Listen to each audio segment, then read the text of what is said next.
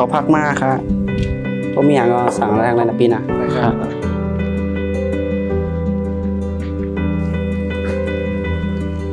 ชันมาถึงอ่ะมาเหมือนกันเลยนะสั่งเรานั่นแต่สั่งมาไปเยอะนะจะใส่ไปอย่างสั่งมากันได้กันไหนมาเป็น3ก่อว่ามีเงินจ่ายดอกถังเรียกกันยาวว่ะเอามี3ก้อนเลยสั่งมานั่นนะกำกินหมดอ่ะเสียไรเพื่อนกำเพิ่มว่องก็สั่งใหม่ค่ะเนาะเบียงกินก่อนนะเขาป้อมก็สั่งแทงกันเนาะกำเคยกินก่อนนะเกาครับโทรศัพท์ก่อนมากำก่อนมาน่ะไม่รู้กำไม่ได้กินน้ำเลยเพราะมันป้อสั่งแทงเพราะมันนั้นก็สั่งเมื่อเฮินกันแล้วว่ามันกินนักใจมันก็ที่เขาที่มันได้จ่ายเงินเนาะมันได้สร้างจ่ายมันว่าไม่ได้เลี้ยงมันเกิดแห่งกำลังมันเพยชานใจก็ไอชาญมันเงือแทงมันหัวมันเหลือไหนโอ้กะหลีจะมาแน่กินข้าวห่ากำเดี๋ยวเงินไหนบอกด้วยหรือเช็คเงินไหนบอกกินในไลน์นั่นนะวันไหนมาเก็บเงินก็เฮ็ดแกงว่าโทรศัพท์แบตหมดเนี่ยก็เงินกล่อมแล้วมากนั่นน่ะเฮ็ดก็เลยกินหลายเลยผู้ฟังกัน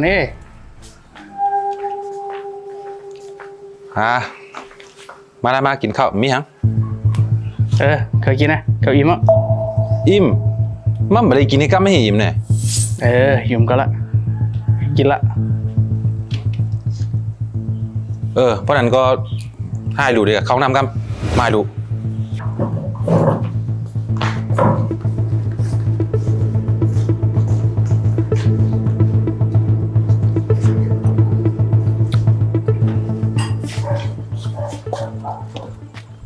ดีเลย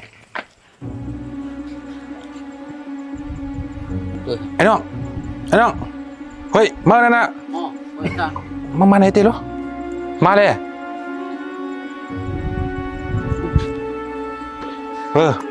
ไอ้น้องกำมันก็เก็บทิ้งเงินที่ต้นนั่นน่ะตีใต้กอปีนั่นกะมาเต้มันไม่ได้ลากออกมานะยุ่มทำใจบนเก็บเงินเดชาในอย่างนั้นมาเนี่ยเงือเนี่ยก็เงือแทงก็ใจปืนกัดเก็บเงินในชาตินั้นกำเขาจะได้กินฟรีนั่นนะเมื่อในก็กำพวกเป็นเก็บเงินยาวห้องไงเขากะขึ้นมาไม่เห็นไหนมันดีนะยุ่มเขาจ่ายตัวคนมองกาดีว่าเลี้ยมาหัวไม่อย่างมอมีละนั่นจะรู้คนมาจ่ายเงินนั่น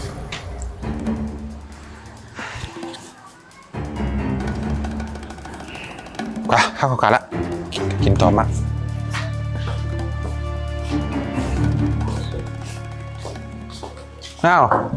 ว่าจ่ายเงินนะว่าถ้าเราจ่ายไม่ก็ล่ะเข้าไปท่านได้กินไอ้อีทแน่ถ้าเราลาดว่าก็เด็ดเลี่ยงเนี่ยมันแน่ไม่ได้เลี้ยงนะ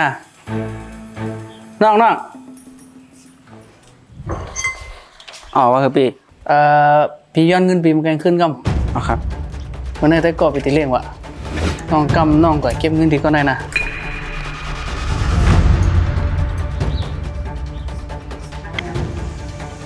ก็จ่ายก็แล้วมากหน้าอย่างเงี้ยตั้งหมด500 บาทป่ะพี่สแกนนะ500 บาทครับสแกน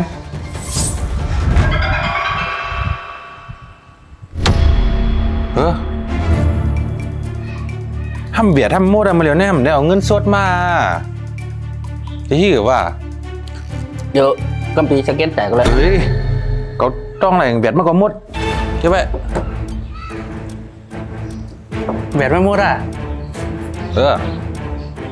ไหนทำมีสายสร้าง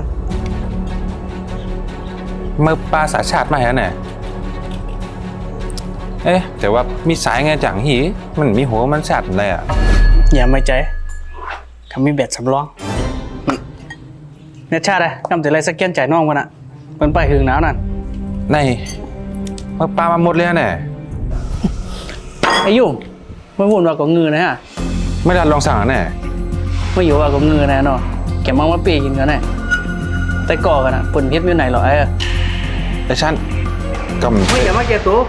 เมื่อกี้เนี่ย ก็เลยยิ่งเคยรู้อุบกันอ่ะเตรียมหูก็อ่ะ เตรียมมาได้กว่าน่ะก็เลยมาน่ะใจใต้ก่อนะมาตวงไว้ ก็เข้ามกหน้าไงก็จ่ายกันเลยกันไม่ให้ลองเรียกกันเป็นลองใหญ่อย่างอ่ะ นี่หลบเป็นเมียนั่นแกมันก็ไม่ลาดมาติเลี้ยงกันเลยเนาะ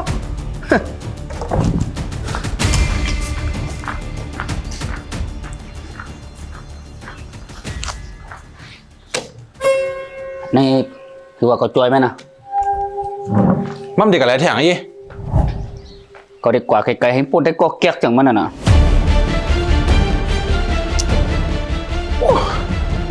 กว่าเชงมาหู้อยู่ก็เหลียวอะไรมา ทั้งหมด500 บาทครับพี่ นี่ก็หู้ก็มันก็ได้กัดจ่ายครับมาหู้ก็กินกันแล้ว